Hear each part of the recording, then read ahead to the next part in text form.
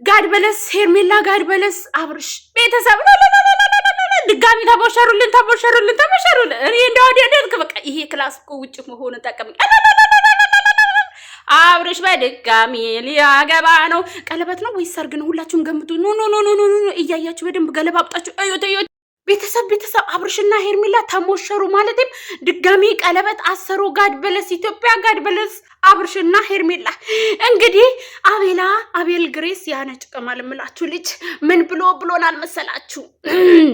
ይሄንንማ ድምጼን ጥርግርግ አድርጌ ነው ማስደመጥ ያለብኝ ማውራት ያለብኝ። ቤተሰብ ወይ ፈጣሪ ወይ አንዳንድ ሰዎች አለ አቤላን ያለው አንዳንድ ሰዎች ግን በማያገባቸው ነገር ጥልቅ ብለው ይገቡና እንድንወስን ያደርጉናልና እኛ አስበን የማናደርገው ነገር የለምና ዛሬ አዲስ ነገር ጠብቁ ብሎ እንግዲህ ይሄው ስክሪን ላይ የለጠፍኩትን ሄርሜላ እናንተ ድርብብ ብላለች። አንቺ ጫንሽ እንዴ?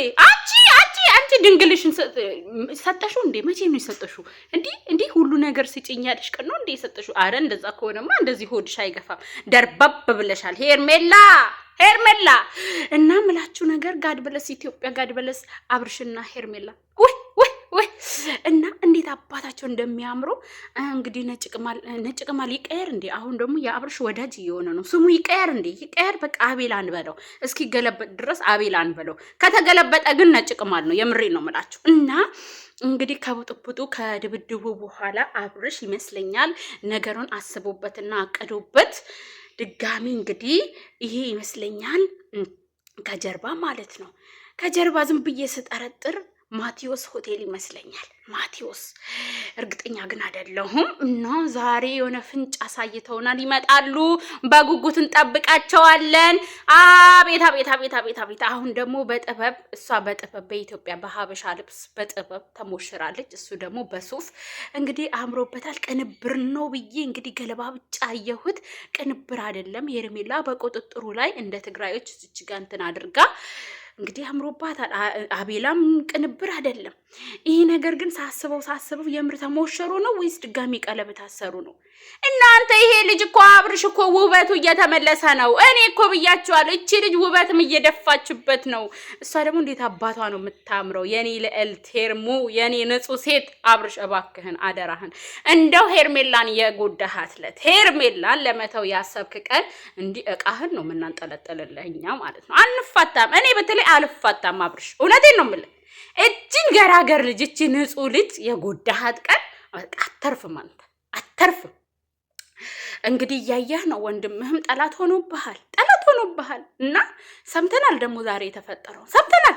አድርሻለሁ እኔ ለሚመለከተው አካል እና ምን ልላችሁ ነው? ልጆቹን ገፋፍተው ሶስቱ ጉልቻ ላይ ሊያደርሷቸው ነው። ሰሞኑ ቀለበት አሰሩ።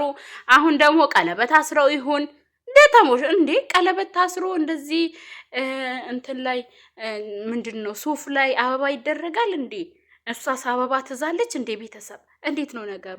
ሁሉም ሰው እኮ እንደየባህሉ እንደየመልኩ በቃ እንደየአካባቢ ባህሉ ይለያል። አሁን ደግሞ በቃ እንደው ፏ ብለው መጣውልናል። እንግዲህ ጀግናው አብርሽ ሄርሜላ እኮ አብርሽዬ ሄርሜላ ከጎኗ ልትሆን ብቻ ነው የሚጠበቅብህ። የእውነቴን ነው የምልህ። ለእሷ ደጋግመህ ቀለበትም ማሰርም አይጠበቅብህም። እሷ ቀለበት ራሱ ባታስርላት ቀለበት ከቀለበት በላይ የሆነች ልጅ ናት እና እሷ የምትፈልገው ያንተ ከጎን መሆንና ያንተ በቃ ብረት መዝጊያ መሆን ነው እና ቀለበት ምናምን ቁሳቁስ ይሄ ፍቅርን የሚገልጽ ነገር ነው ብለን እናስበው እንጂ ከምንም በላይ የውስጥ ማንነትህ ነው። በቃ ለሷ ያለህ አመለካከት ነው። እና አብርሽ እባክህ ልጅቷ አትጉዳት። የእውነቴን ነው የምላችሁ። ይሄንን ልላችሁ ነው የመጣሁት እና እያላችሁ እንግዲህ ሰሞኑ እንግዲህ በቃ ሰርግ በሰርግ እየሆን ነው ቤተሰብ